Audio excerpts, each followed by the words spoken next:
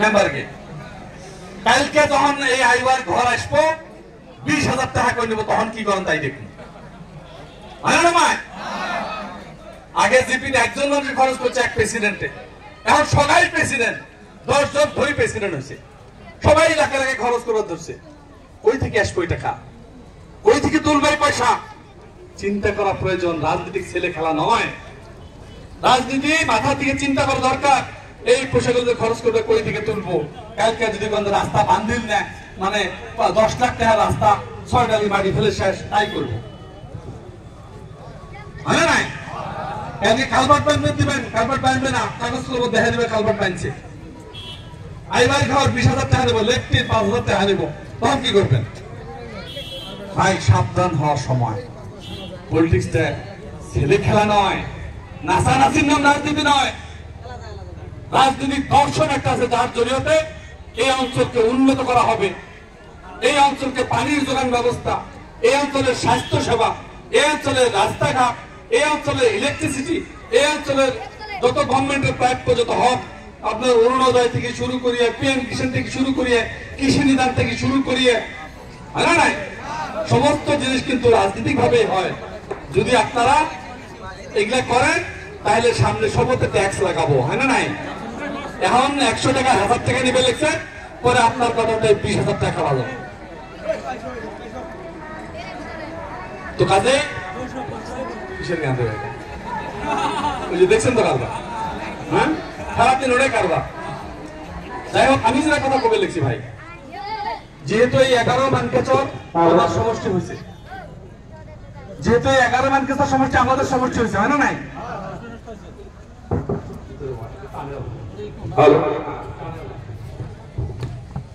যেহেতু 11 মানকেচর এখন আমার সমষ্টি,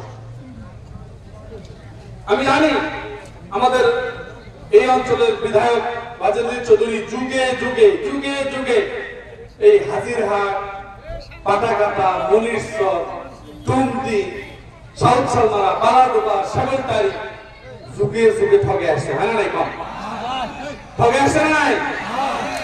সাউথ সালমারা ভোট নাই, সরকার অফিস না হওয়ার মতো। আমি যতদিন থেকে আমার এই অঞ্চলের বিধায়ক বানাইছে, আপনারা অ্যাসেম্বলির প্রত্যেক দিন দেখেন আমি কিভাবে সাউথ সালমার কানেক্টিভিটি করবে পাই, হয় না নাই? রাস্তা হবে লাগছে, দেখছেন তো? 70 বছর কাজে ধরে নাই। আমি হাজিরহাট হাতে কানেক্টিভিটি করি, হাজিরহাটের মানুষ যাতে গাড়ি নিয়ে আধা ঘন্টার হাট সিনেমারি পায় তার ব্যবস্থা করতে চাই দেখছি, নাকি না? দেখছেন তো জিওব্যাগ প্রোটেকশন রাস্তার কাম আমি উদ্বোধন করে ধুয়ে গেছি, দেখছেন তো? হাজিরহাট থেকে 3টা রাস্তা কানেক্টিভিটি আমি বের হওয়ার পরে বুড়াবাড়ির সাথে করছি। কারণ কি? এই অঞ্চলের মানুষ যুগে যুগে ঠকে আসছে, এই অঞ্চলের মানুষ যুগে যুগে বঞ্চিত হয়ে আসছে, এই অঞ্চলের মানুষের কোনোদিন সুখ সুবিধা দেওয়া হয়নি। তাই আমি বিধায়ক, এই অঞ্চলের বিধায়ক ঘোষণা হওয়ার পরেই কিভাবে এই অঞ্চলটাকে মূল সুতির সাথে কানেক্টিভিটি করা যায়, এই অঞ্চল দিয়ে রাস্তা নিয়ে কিভাবে ধারাকুটি ব্রিজ শুরু করছে আপনারা জানেন? ধারাকুটি ব্রিজ 12 কোটি টাকা দিয়ে আরম্ভ করছে। উদ্দেশ্য কি? মেঘালয় যাতে আমাদের কষ্ট করতে না লাগে, আসামে রাস্তা দিয়ে আমরা গুয়াহাটি যাবেন পাই, এই পাশ দিয়ে রাস্তা হলে আমাদের হাজার হাজার লাখ লাখ মানুষের নদী প্রোটেকশন পাবো, ব্যবসা বাণিজ্য হবো, গাড়ি ঘোড়া কিনবো, আসা যাওয়ার সুবিধা হবো, হয় না নাই? কাজেই আজকে যদি সেটা হয়, আজকে যদি এই রাস্তা না হলে হয় জামালবাজ আমরা গাড়ি নিয়ে এসে পেলেন না, আমরা করলাম হয় ওই কুমাতির থেকে কয়া দেয় বাই বাই হয়ে যায়। আজকে যেহেতু রাস্তা হচ্ছে আমরা আসি হাজির হচ্ছি, সেই রাস্তা যখন 3 কিলো হবো, আগামীবার আশা রাখছি এই জায়গা থাকিয়ে দুটো জায়গা ভাঙা আছে না, একটা বন্ধ করা যাবো, আর একটা ব্রিজ দিয়ে কানেক্টিভিটি পাড়াকাটা দিয়ে আমরা টুমলি হয়ে যদি ধারাকুটি হয়ে আমরা যদি শালমারা শালকাটার সাথে কানেক্টিভিটি করে দিবেন পাই, আমরা বাহ বাহ হয়ে গেল। এই রাস্তা যদি বানিয়ে দিবেন পাই, এই রাস্তাটা যদি বানিয়ে দিবেন পাই, আপনারা লিখে রাখেন ওই ভাইটবাড়ি যে রাস্তা, রাজাপুর যে রাস্তা, তার থেকে জনপ্রিয় রাস্তা এটা হবো। ব্যবসার অনুষ্ঠানে যা করবো, লাখ লাখ মানুষের গাড়ি কিনবো, মানুষের চলাফেরা হবো, সুবেরি কাটবো, সুবেরি শুকাবো, ব্যবসা বাণিজ্য করবো, হয় না নাই? একটা জায়গার উন্নয়ন কখন হয়? যখন সেই অঞ্চলের ইনফ্রাস্ট্রাকচার ডেভেলপমেন্ট হয়, পরিকাঠামোগত উন্নয়ন হয়, তখনই সেই জায়গার উন্নয়ন হয়। নেতা এমনি না হয়। নেতার দৃষ্টি 40 বছর 50 বছর পরে কি হবে সেই দৃষ্টি থাকা দরকার। আমার একজন মানুষ হাজিরহাটের কারণে যে রাস্তা লাগে, একজনও কারণে আমি অনুভব করছি এই রাস্তা লাগে। মানকেশালের মানুষ যদি শুনে এমএলএ মানকেশালের তুমি জাহানি দেওয়া সালমারা, আমার অবস্থা খারাপ হয়ে যাবে, হ্যাঁ না নাই? তারপরেও আমি চিন্তা করিয়াছি না, এই অবস্থা হাজার হাজার মানুষের ট্রিটমেন্ট, বেমার আজার, আগুন ধরে ফায়ার ব্রিগেড আসে না, একটা মেডিসিন প্রবলেম হলে গাড়ি নিতে যাওয়া যায় না, নাও দিয়ে পরের দিন ধুবি কোনদিন যাবো, তাছাড়া রাস্তা নেই, হয় না নাই? এই জায়গার অত্যাচার, এই জায়গার ট্রিটমেন্ট, সমস্ত সুবিধা যাতে আধা ঘন্টার ভিতরে ডিস্ট্রিক্ট হেডকোয়ার্টার করে পায় তার ব্যবস্থা করতে হয়েছে। এই হাজিরহাটের মানুষ যাতে রাতের 12টা পর্যন্ত হাত ছিঁড়ে আড্ডা মারি আসি বাইর থেকে পায়, বাড়ি ভাত খেতে পায়, তার ব্যবস্থা করতে চাইছে। এই জায়গায় যদি কোনো কেস হয়, কোনো মামলা হয়, কোনো অসুবিধা হয়, কোনো মারপিট হয়, আধা ঘন্টার ভিতরে পুলিশ টিম আসি হাজির হবে পায়, 15 মিনিট যাতে হসপিটালের টিম আসি হাজির হবে পায়, আল্লাহ না করুক আগুন ধরে যাতে 10 মিনিট 15 মিনিটের ভিতরে ফায়ার ব্রিগেডে গাড়ি এসে পায় তার ব্যবস্থা করবে লেগেছে নাকি? কন আমি খারাপ চিন্তা করছি নাকি? কাজেই আপনাদের কাছে এই ডিমান্ড আমার, আমি যদি আপনাদের জন্য এত কিছু করতে পারি, ইসলামপুর হল হল রাস্তা আপনি বানিয়ে দিচ্ছি না? আমি মেলার পর আমি এখন লালমাটি হয় গুপাটি হয়, লালমাটি হয় আর একটা রাস্তা বেছে গেছি, জাহাঙ্গীরবাড়ি ব্রিজ থেকে গুপাটি পর্যন্ত যাতে আমার বান্দা পায় ঘুরে আসে না লাগে, তারপরে ডাইরেক্ট যাতে এসে পায় বড় রাস্তা সেটা স্যাংশন করছি এবার ইনশাআল্লাহ, এবার কাম আরম্ভ করব। সেজন্য যাতে এই অঞ্চলের মানুষের সুবিধা হয়, আমি যদি এই অঞ্চলের মানুষের সুবিধা করে দিতে চাই, এই অঞ্চলকে যদি উন্নত করতে চাই, তাহলে আপনারা আমার সহযোগী দেওয়া লাগবে না? আমার পার্টনার দেওয়া লাগবে না? নাই, এই অঞ্চল থেকে আমার সহযোগী মানুষ দেওয়া লাগবে, আমার সাথী দেওয়া লাগবে। তার জন্য আজকে আসছি, মুস্তফা তার ওয়াইফ বা তার মুস্তফা যাতে আমার সাথী হিসেবে আপনারা দেন, যাতে এই জায়গাটাকে উন্নত করতে পাই। হাজিরহাটের মানুষ আমরা জানি অত্যন্ত ভালো শিক্ষিত মানুষ এখানে জন্ম, ভালো ভালো ডাক্তার এখান থেকে হয়েছে, ইঞ্জিনিয়ার এখান থেকে হয়েছে, বড় বড় হয়েছে, কিন্তু অর্থনৈতিক ভাবে উন্নয়ন এখনো হয়নি। অর্থনৈতিক ভাবে এখনো উন্নয়ন হয়নি।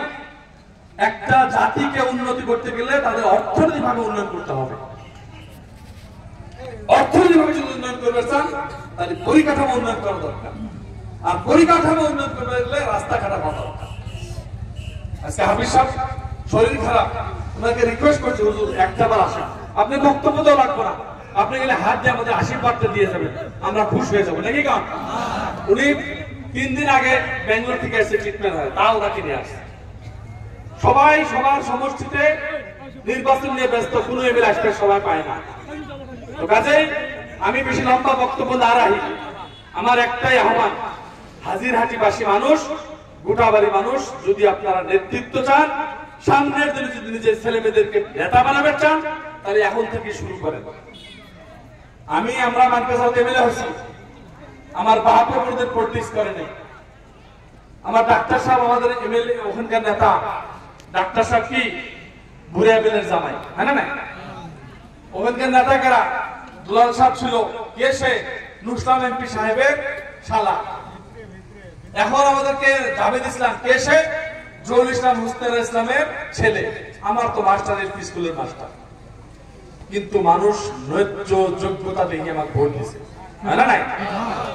কালকে যাতে এই জায়গাটা সাধারণ মানুষের ছেলে নেতা হবার পায় তার ব্যবস্থা করা, কালকে যাতে এই অঞ্চল থেকে এমএলএ হবার পায় তার ব্যবস্থা করেন।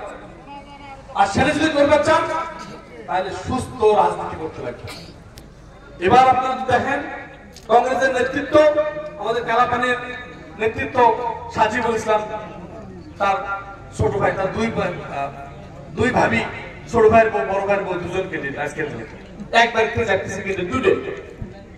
কি জন্য ছোট ডাক দিচ্ছে তো বড় ডাক? আমি তো বাইরে বড় বউ, আমি সে পাওয়া না, ওরা কেন দুটো দাঁড়াইছে, উদ্যোগ করে উদ্যোগ করার দিন করে না, এখন দুটো কিনে দেয় একটাই। বুঝতে পারছিলাম মনু খান সবাই জানেন কি, তার মিসেস তানজিনা খান, তারা কিরকম করাপ্টেড ফ্যামিলি সবাই জানেন। ছেড়ে দিয়েছে কংগ্রেসের ক্যান্ডিডেট, এই পাশে যারা ক্যান্ডিডেট দিছে তার রেকর্ড আমি কই না, আপনারা বেশি ভালো করে জানেন। আরে নাই, এই কংগ্রেসের নেতা ব্যক্তিত্ব দেখে চিনাক্ত করা হয়নি। এই কংগ্রেসের নেতা জনপ্রিয়তা পাবলিকের দরদ বলে চিনাক্ত করা হয়নি। এই কংগ্রেসের নেতা চিনাক্ত করা হয়েছে তেহার পাল্লা, যার পাল্লা হাতের তুলে দিচ্ছে, যার তেহা বেশি তার টিকিট, হয় না নাই? রাতারাতি নেতা হওয়া যায় না, টাকার উপরে ভর করে নেতা হওয়া যায় না। কাজেই আপনাদের কাছে আমার আহ্বান, সামনের যে নির্বাচন আসছে 7 তারিখ, সবাই মিলে যাতে আমাদের এই প্রার্থী শামসুন নেহার,